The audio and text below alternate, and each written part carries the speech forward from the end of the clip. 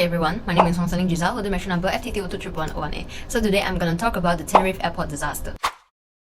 The Tenerife airport disaster occurred on March 27, 1977, where two Boeing 747 passenger jets collided on the runway at Los Radios Airport, which is now known as the Tenerife North Airport, on the Spanish island of Tenerife.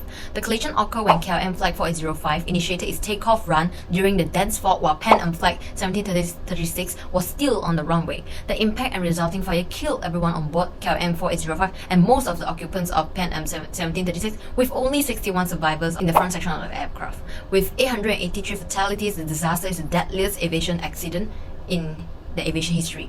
So, how could the fog occur in the airport? A bomb set off by the Canary Islands independence movement at the Gran Canaria airport had caused many flights to be divided to Los Radios, including the two aircraft involved in the accident. The airport quickly became congested with parked planes and blocking with only taxiway and forcing departing aircraft to taxi on the runway instead. Patches of the thick fog were drifting across the airfield, so visibility was greatly reduced for pilots and the control tower. The subsequent investigation by Spanish authorities concluded that the primary cause of the accident was the KLM captain's decision to take off in mistaken belief that a takeoff clearance from air traffic control had been issued.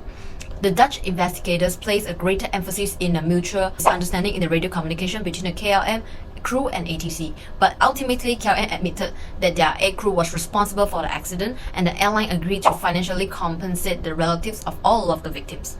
Thank you. Hi guys, I'm Raghava and I'm one of the group member of the group. So I'll be talking about what caused this disaster to happen. So as said earlier, this included two Boeing 747 aircrafts, which is the first one is KLM Flight 4805 and the second one is Pan Am 1736.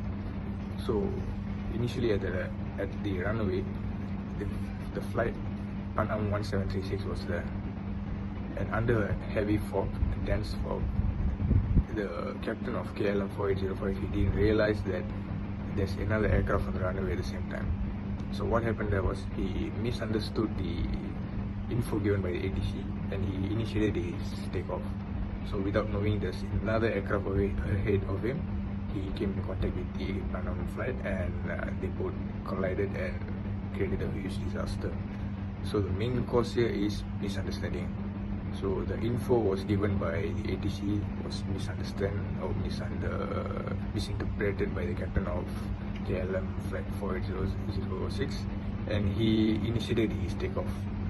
So simple to say that it is always important to read back or check back what was given by the ATC so that nothing serious could take place. So that's all from the course. So I'll leave it to the next person. Hello guys, my name is Muhammad Shahrizman Daniel. I'm holding my plate number form 2111000. So in my part, I'm going to talk about the investigation part. So the first one, the incident was investigated by the Spain regulation body which called IAC. So about 70 personnel were involved in this investigation, including representatives from the United States, the Netherlands, and two others airline company, which Pan Airways and KLM. So flight showed that had been misinterpretation and false assumption before the accident. Analysis of the CVR transcript showed that KLM pilot told that he had been cleared for takeoff, while the Tenerife control tower believed that KLM 747 was stationary at the end of the runway waiting for the takeoff clearance. So there are 5 probable causes for this accident. The investigation concluded that fundamental cause of the accident was that Van Zanten attempted to take off without clearance. So the pilot of the Pan Airways itself is not have permission to take off, but it told that he already have that permission from the tower. The investigators suggested that the reason this was desired to leave as soon as possible in order to comply with KLM dirty time regulation, which went in place early that year, and before the weather deteriorated further. Other major factors contributing to this accident where there are 5 of these main contributors. First one is the sudden fog, greatly limited visibility, and the control tower and the crew of the board plane were unable to see one another. So the second one is the interference from the simultaneous radio transmission made hearing message difficult. And the third one is the use of the ambiguous non-standard of phrases by the KLM co-pilot and the Tenerife control. So there are both of miscommunication between the pilot of the KLM and the Tenerife control tower. So the fourth is the Pan Am American Airways aircraft did not leave the runway at the third exit as the instructed.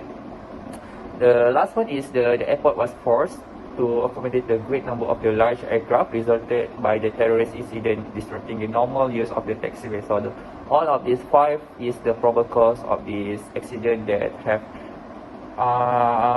concluded by the investigation body. So that's all from me. Thank you. But would also be heavier, and so would require more runway length to get off the ground. Had they been lighter, they could have possibly gotten off the ground earlier, avoiding the collision. The weather may have been a large contributor to the Pan Am aircraft being unable to identify the runway exit. Had they identified the taxiway earlier, the accident would have been avoided.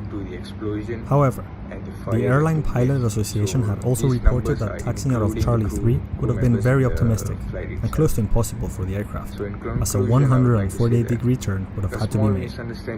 The main cause of the crash was concluded to be the KLM captain's decision to take off without a clearance, and then disregarding the flight engineer after challenging him about the Pan Am aircraft being on the runway.